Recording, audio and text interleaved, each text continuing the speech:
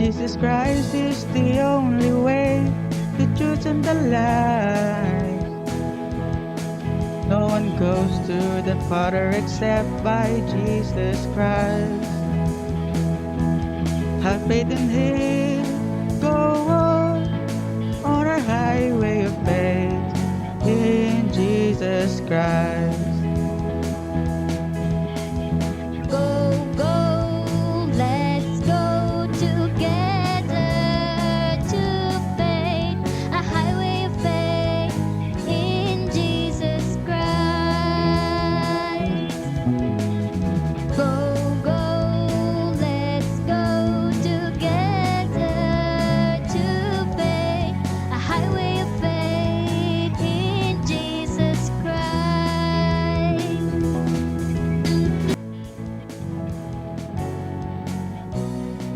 Magandang araw! Halina't tuklasin natin ang Book F ng Faith Highway.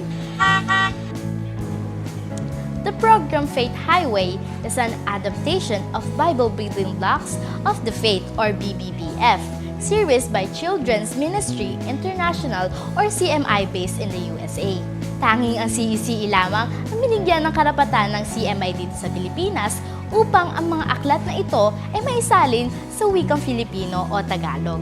Ang curriculum na ating itinuturo ay non-dated.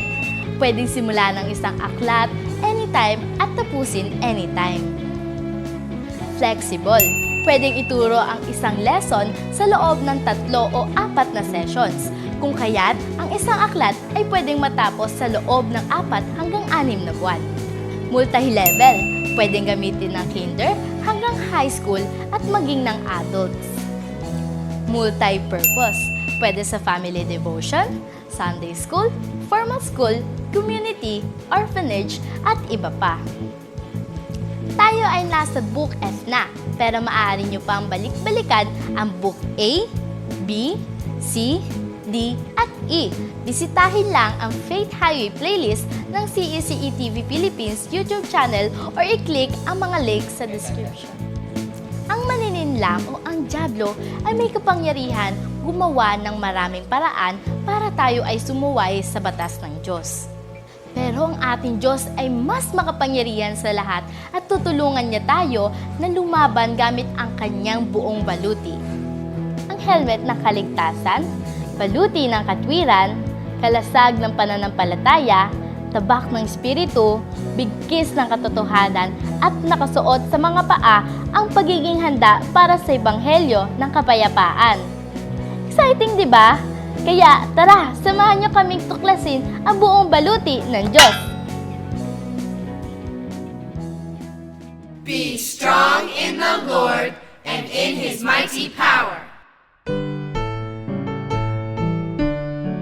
Put on the full armor of God. Put on the full armor of God, so that you can take your stand against the devil's schemes, against the devil's schemes. For our struggle is not against flesh and blood. Our struggle is not against flesh and blood, but against the rulers, against the authorities, against the powers of this dark world, and against the spiritual forces of evil in the heavenly realms. Therefore put on the full armor of God. Put on the full armor of God, so that when the day of evil comes, you may be able to stand your ground.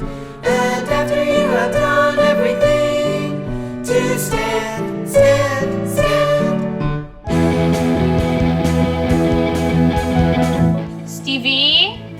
Stevie? Naku, bakit may ganito dito? Delikado to ah. Ate Nika, hello po. Akin po yung espada. Sa totoo lang po, nakasakit nga po ako ng kalaro ko eh. Ayaw niya na tuloy akong kalaro. Ang pagkukunwaring ikaw ay isang sundalo ay talagang delikado. Pero, alam mo ba, na tayong mga anak ng Diyos ay binigyan ng full armor na parang isang sundalo. Wow! Talaga po? Oo, at hindi ito ginagamit sa paglalaro o paggawa ng kasalanan. Pero, nagkakasala din na mga sundalo. Ang kasalanan ay ang hindi pagsunod sa inuutos ng Diyos, ang paglabag sa kanyang mga ipinagbabawal. Magbigay ka nga ng halimbawa ng kasalanan, Stevie. Pagnanakaw, pagpatay, pandaraya. Tama ka dyan. Sinasabi pa sa Biblia, sa Aklat ng Santiago, chapter 4, verse 17, ang nakakaalam ng mabuti na dapat niyang ginagawa, ngunit hindi ito ginagawa ay nagkakasala. Halimbawa, ang sabi ng Diyos, mahalin natin ang mga kaaway natin at huwag maghiganti. Dapat nga ay gumawa pa tayo ng mabuti sa mga nagagalit sa atin eh. Ibig pong sabihin kapag tayo ay nabigo na gumawa ng kabutihan sa taong umaapi sa atin, tayo ay nagkakasala. Ang kasalanan ay ang hindi pagsunod o paggawa ng naayon sa Diyos. Kapag tayo ay sumuway sa ating mga magulang o guro, nilalabag din natin ang tuntunin ng Diyos. Hindi natin ginagawa ang naaayon sa kanyang salita. Kasalanan din ng paglabag sa ipinagbabawal ng Diyos na nakasaad sa Biblia. Dito natin matututunan kung pinagbabawalan ka ng mga magulang mo na manood ng TV, pero nanood ka pa rin, ginagawa mo ang pinagbabawal ng Diyos. Dahil ang batas ng Diyos ay nagsasabing, mga anak, sundin ninyo ang inyong mga magulang. Paano po kung nagalit ako sa aking kaibigan at ayaw ko na siyang patawarin? Yon ay paglabag. Hindi mo ginagawa ang nais ng Diyos. Tatanungin kita ulit, Stevie. Ano ang kasalanan? Ang kasalanan ay ang hindi pagsunod sa inuutos ng Diyos at paglabag sa pinagbabawal ng Diyos. Mahirap ba sa iyo ang gumawa ng dapat mong gawin o tumigil sa paggawa ng mga hindi karapat-dapat? Kung gayon, may problema ka sa kasalanan. Lahat tayo ay may problema tungkol dito. Kaya dapat lang tayong humingi ng tulong sa Diyos upang maging handa at mapaglabanan ang mga gawa ng dyablo. Narito ang kabuuan ng lahat ng question and answer mula sa Book F. Aralin 1. Tanong, ano ang kasalanan? Sagot, ang kasalanan ay ang hindi pagsunod sa iniutos ng Diyos at paglabag sa ipinagbabawal ng Diyos. Aralin 2. Unang tanong, ano ang kasalanan ng ating unang mga magulang? Sagot, kumain ng ipinagbabawal na bunga. Ikalawang tanong, sino ang tumukso sa kanila na magkasala? Sagot, tinukso ng dyablo si Eva at binigyan niya si Adan ng bunga. Ikatlong tanong, ano ang nangyari sa ating unang magulang nung sila ay nagkasala? Sagot, sa halip na maging banal at maligaya, sila ay naging makasalanan at kahabag-habag. Aralin 3. Unang tanong, ang ikinilos ba ni Adan sa tipan ng mga gawa ay para sa kanyang sarili lang? Sagot, hindi. Kinatawan niya ang lahat ng kanyang henerasyon. Ikalawang tanong, ano ang ibinunga ng kasalanan ni Adan sa buong sangkatauhan? Sagot, ang buong sangkatauhan ay isinilang ng makasalanan at kahabag-habag. Ikatlong tanong, ano ang tawag sa likas na kasalanan na minana natin kay Adan? Sagot, kasalanang orihinal. Aralin 4. Unang tanong, ano ang karapat-dapat sa bawat kasalanan? Sagot, ang puot at sumpa ng Diyos. Ikalawang tanong, makakapunta ba sa langit ang sinumang may likas na kasalanan? Sagot, hindi. Nararapat mabago ang ating mga puso bago tayo maging angkop sa langit. Aralin 5. Unang tanong, ano ang tawag sa pagbabago ng puso? Sagot, pagbabagong buhay. Ikalawang tanong, sino ang makapagbabago ng puso ng makasalanan? Sagot, ang banal na espiritu lamang.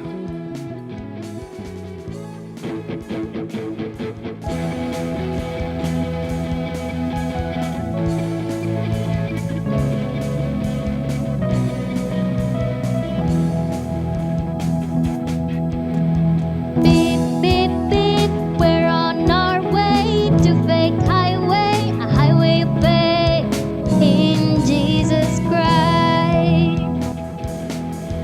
Jesus Christ is the only way, the truth and the life.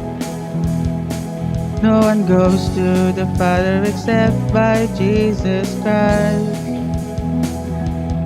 Have faith in Him, go on our highway of faith in Jesus Christ. Beep, beep, beep, continue on our way. Might be a long journey.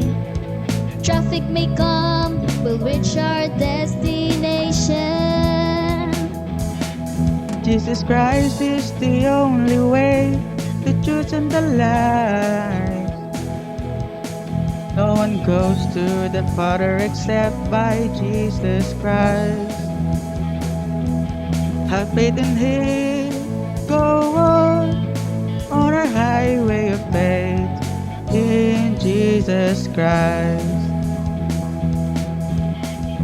Go, go, let's go together to faith, a highway of faith in Jesus Christ. Go, go, let's go together. Be strong in the Lord and in His mighty power. Put on the full armor of God. Put on the full armor of God, so that you can take your stand against the devil's schemes, against the devil's schemes. For our struggle is not against flesh and blood. Our struggle is not against flesh and blood, but against the rulers, against the authorities, against the powers of this dark world, and against the spiritual forces of evil in the heavenly realms. Therefore put on the full armor of God. Put on the full armor of God, so that when the day of evil comes, you may be able to stand your ground. And after you have done everything, to stand, stand, stand. Put on the full armor of God. Put on the full armor of God, so that you can take your stand against the devil's schemes, against the devil's schemes. For our struggle is not against flesh and blood. Our struggle is not against flesh and blood, but against the rulers, against the authorities, against the powers of this dark world, and against the spiritual forces of evil in the heavenly realms. Put on the full armor of God. Put on the full armor of God, so that you can take your stand against the devil's schemes, against the devil's schemes. For our struggle is not against flesh and blood. Our struggle is not against flesh and blood, but against the rulers, against the authorities, against the powers of this dark world, and against the spiritual forces of evil in the heavenly realms. Therefore put on the full armor of God. Put on the full armor of God, so that when the day of evil comes, you may be able to stand your ground. And after you have done everything, to stand, stand, stand. Attention! Isa ka rin ba sa mga kawal ng Diyos? Dito sa part 1 na nakapokus sa ating tanong at sagot, ipinaalala sa atin ni na Ate Nika at ni Stevie na Ano ang kasalanan? Ang kasalanan ay ang hindi pagsunod sa inuutos ng Diyos at paglabag sa pinagbabawal ng Diyos. natuto tayo ng panibagong action song. Put on the full armor of God. Put on the full armor of God. Binigyan din tayo ni Ate Lily ng Book F Overview. Ating Diyos ay mas makapangyarihan sa lahat at tutulungan niya tayo na lumaban gamit ang kanyang buong baluti. Gumawa din tayo ng arts. Beep, beep, beep, we're on our way to fake highway, a